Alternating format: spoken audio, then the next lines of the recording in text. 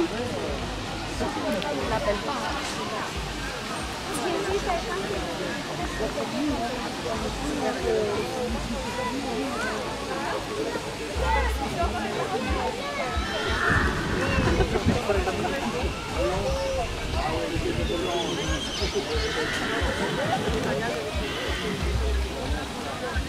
Merci Florent.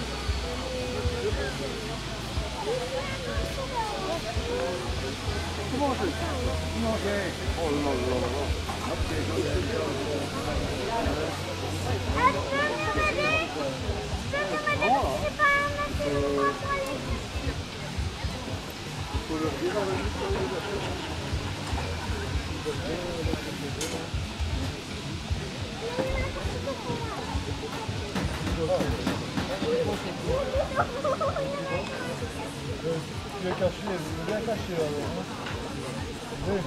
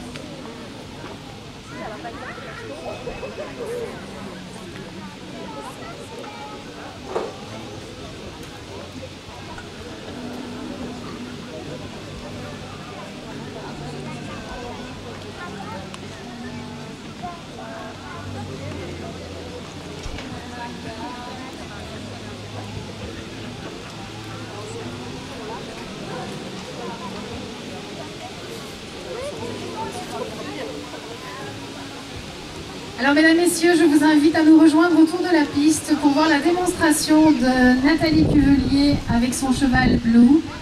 Je voudrais remercier Nathalie pour son dévouement pour le refuge parce que ce n'est pas la première fois qu'elle nous soutient. Nathalie est marraine chez nous depuis déjà de nombreuses années et cette année elle a voulu être là encore un petit peu plus en force en nous soutenant, en venant montrer un petit peu le travail qu'elle fait avec son cheval Blue.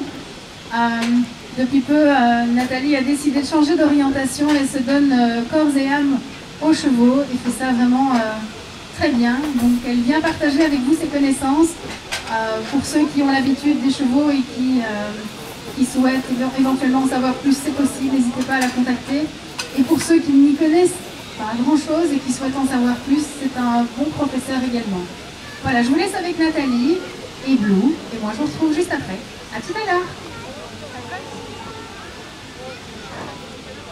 Bonjour à tous, Sandra, merci pour cette présentation très gentille. Alors pour ceux qui n'étaient pas là ce matin, je vous présente donc Blue qui a maintenant 14 ans. il nous l'a montré ce matin, toujours un petit peu stressé dès qu'il arrive en piste. On va lui demander simplement d'un petit peu se détendre ce qu'il commence à faire. Donc je travaille dans ce qu'on appelle l'équitation naturelle, plus communément appelée l'éthologie, ce qui n'est pas juste. L'éthologie, c'est la science du comportement des animaux.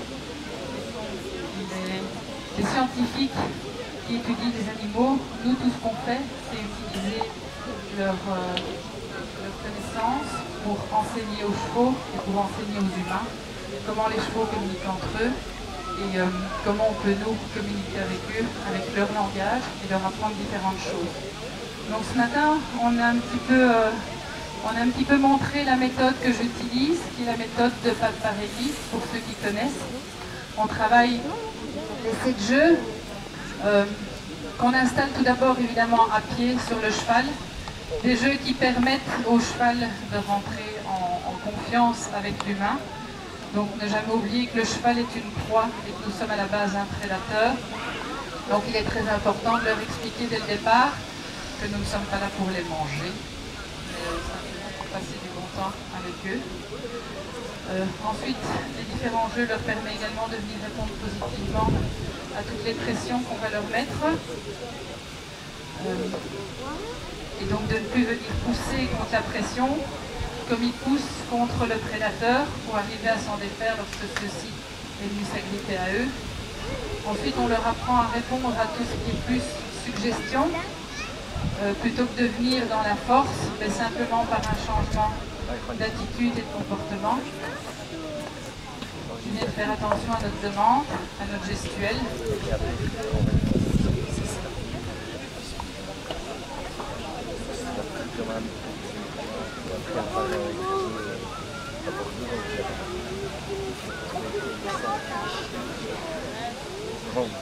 Voilà, alors je me permettais simplement de rentrer un petit peu en connexion avec lui, il est un peu distrait par tout ce qui se passe. Et donc je voudrais vous montrer comment ça se passe dans un premier temps pour une montée au licol. Tout le monde trouve ça très sympa, de fait. Maintenant, c'est pas parce qu'on monte au licol qu'on ne peut pas monter en or. Simplement le fait d'apprendre à monter au licol permet d'avoir une main très douce, permet au cheval de se sentir moins agressé par une barre métallique en bouche. Après, une fois que tous les codes ont été mis aussi bien chez le cheval que chez nous, ben, ça ne pose pas de problème pour revenir avec le mort, ni pour le cheval, ni pour nous. À partir du moment où ça devient agréable pour lui d'être monté, ben évidemment ça devient agréable pour lui de venir directement au montoir et on ne se retrouve pas, comme on voit dans beaucoup de temps, des gens qui sont avec le pied au montoir, le cheval qui s'en va et on se retrouve à courir derrière. Ici c'est plutôt le cheval qui a envie de venir vers vous, simplement quand vous partez sur votre montoir.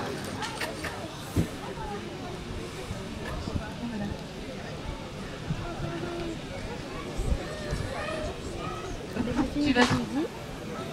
Maman l'a vu parce qu'elle l'a enregistré. C'était pas mal.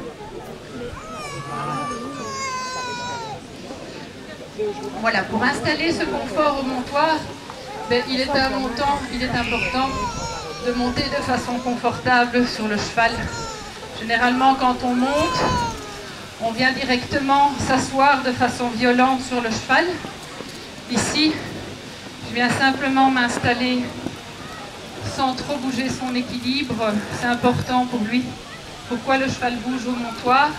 Parce que quand on vient, il est bousculé d'un côté, donc il doit évidemment récupérer son équilibre. Donc non, on ne bouge pas. Ben si, ou sinon il n'a pas d'équilibre pour supporter votre poids en plus. Donc rien que dans la façon de monter à cheval, il y a déjà quelque chose à installer pour que pour lui ça reste confortable. Une fois qu'on est à cheval au licol, je déconseille à quiconque de monter au licol s'il n'a pas installé des règles chez le cheval et s'il n'a pas appris à s'installer des règles. Au licol, tenez sur les deux rênes comme on fait avec un mort, ça n'arrête pas votre cheval. Par contre, lui demander de venir se mettre en flexion, ça arrête votre cheval au licol.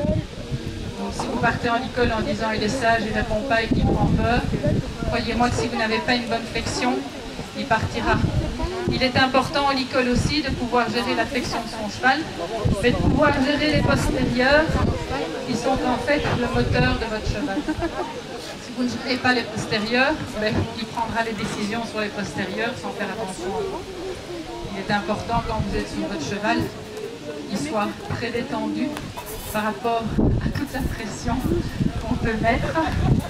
Je dis bonjour, désolé, pas moi. Et voilà, il reste calme, il est détendu, quoi que vous fassiez.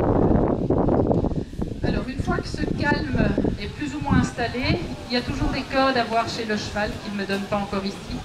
Le premier code du cheval décontracté, c'est la nuque qui est basse, voire plus basse que le garrot. Ici, sa nuque n'est pas plus basse que le garrot, donc il est malgré tout concentré sur ce qui se passe à côté. Mais il est concentré sur moi aussi parce que j'ai ces deux oreilles qui vont vers moi. Sauf quand il y a des nouvelles personnes qui arrivent. Voilà, là j'ai une nuque qui vient se décontracter.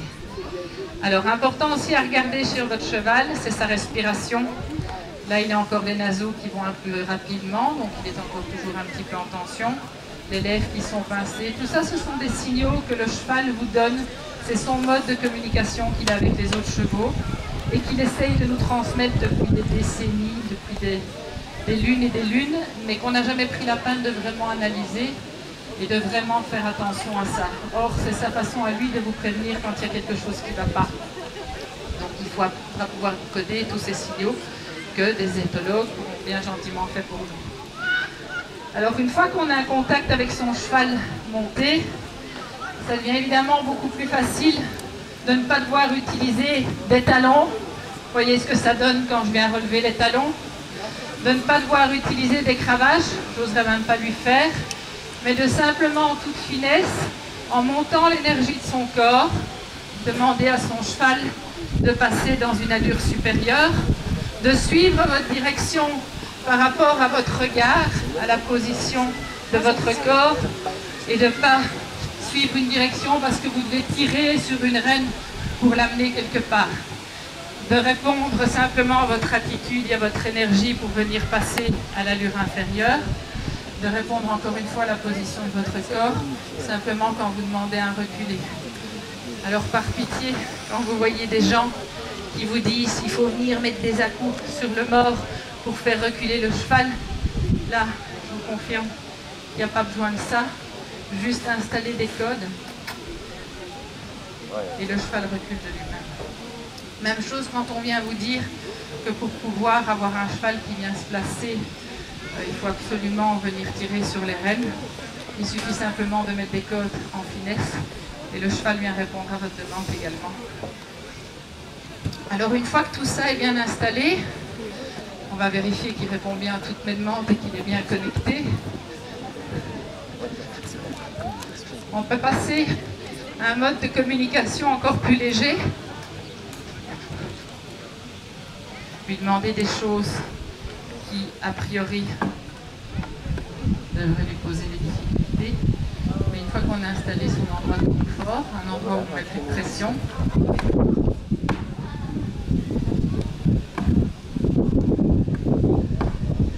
alors ce qui est important avec votre cheval toujours pour arriver à quelque chose, c'est de jouer avec lui. Tant que vous allez vouloir lui apprendre des choses, tant que vous allez vouloir lui apprendre des choses de façon autoritaire, vous n'allez pas arriver à grand chose. Comme le disait tout à l'heure Delphine, ça dépend également du tempérament des chevaux. Dans la méthode Parelli, on vient placer les chevaux dans 4 grandes catégories. Les chevaux qui sont plus dans l'émotionnel, les chevaux qui sont plus dominants, les chevaux qui sont plus extravertis ou plus introvertis. Évidemment, chacune de ces personnalités vient s'aborder d'une façon différente. Le tout, c'est de pouvoir analyser par toutes les informations qu'il va vous donner quelle personnalité il a. Et en fonction de ça, pouvoir simplement lui apporter les choses comme un jeu. Beaucoup me diront faire passer un cheval sur une bâche. À partir du moment où ça devient son idée, où ça devient son plaisir, c'est plus vraiment un problème. Venir lui présenter un ballon au sol, à partir du moment où il est détendu, c'est plus vraiment un problème. On en vient faire des parties de foot. Une fois que tout ça est bien installé, on peut évidemment en venir à quelque chose de beaucoup plus agréable. Ça va venir travailler en liberté avec son cheval. Attention, vous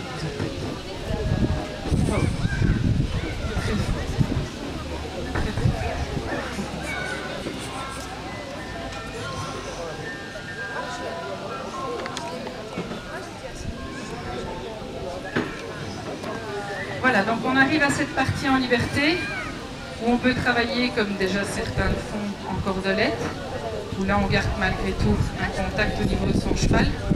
On peut travailler simplement au stick. Même chose, on vient toujours vérifier qu'on a des freins, parce que même en liberté, les freins sont là. Avec la pression simplement du stick au niveau de la tête, on vient installer le frein chez le cheval. Après, encore une fois, au niveau de la direction, ben, ça se fait par l'intermédiaire de notre regard, de notre focus. Et non, ça ne sera pas vos carottes tout de suite. Alors oui, parlons-en des carottes. On travaille beaucoup les chevaux avec des récompenses. De fait, certains chevaux, certaines personnalités de chevaux, on va venir chercher de l'intérêt chez eux avec de la nourriture, des carottes, des bonbons et des choses comme ça. Mais l'idée de base dans l'équitation naturelle, c'est vraiment venir créer une relation et que le cheval le fasse parce qu'il a envie de le faire.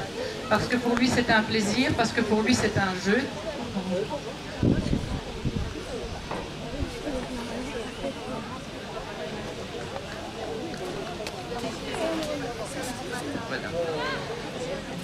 Donc voilà, on termine généralement à ce moment-là avec certaines personnalités par une petite friandise, mais ce n'est pas ce qui doit donner l'envie au cheval de travailler ou de fonctionner.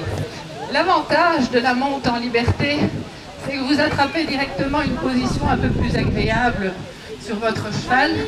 On a moins tendance à venir se pencher en avant, on a moins tendance à venir se tenir aux rênes. Oui. On a moins tendance à venir se tenir aux rênes. Parce qu'il y en a plein. Donc encore une fois, l'objectif c'est de pouvoir demander plein de choses à son cheval, que ça soit de toute petite distance. Et on fonctionne toujours en indirect avec le cheval. Ici je fonctionne avec mon stick, mais si je veux le faire tourner, je vais venir bouger les postérieurs. Et en bougeant ses postérieurs, c'est sa tête qui va prendre la direction que je demande.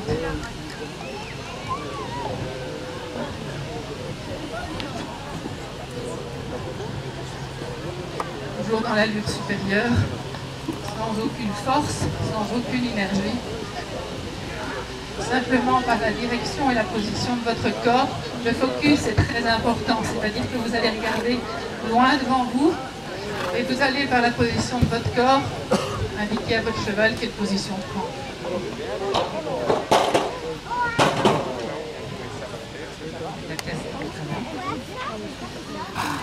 Alors toujours dans les demandes, en douceur, pouvoir arriver à demander à son cheval un déplacement latéral.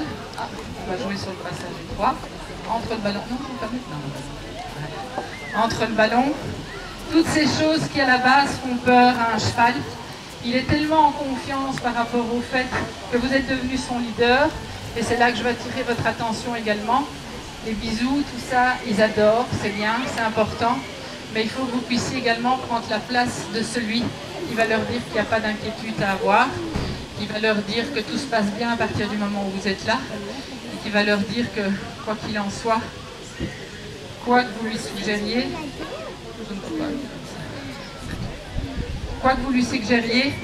que votre idée devienne son idée.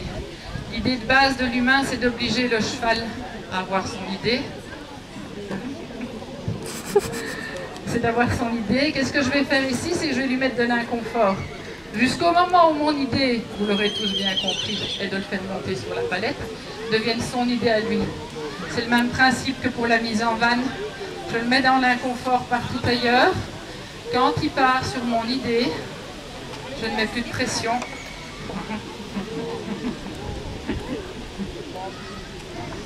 Alors ça aussi c'est le plaisir du cheval, et c'est là-dedans que moi je prends beaucoup de plaisir aussi. C'est quand lui décide de vous tester.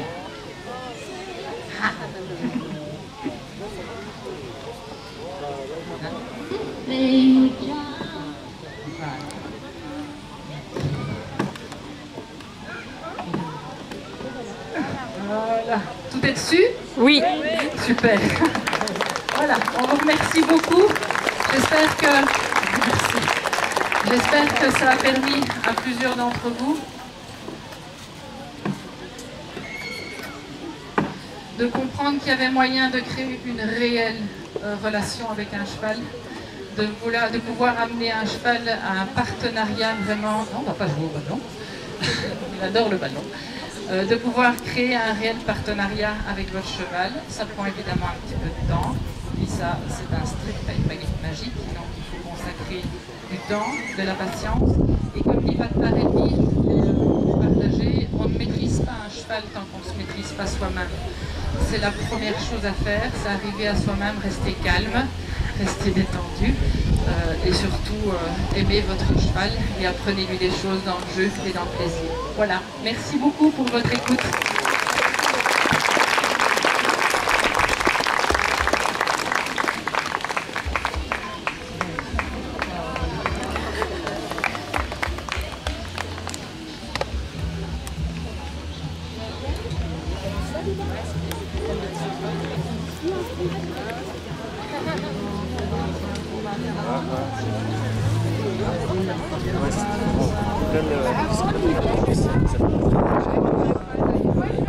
On peut applaudir plus chaleureusement Nathalie qui fait du super travail.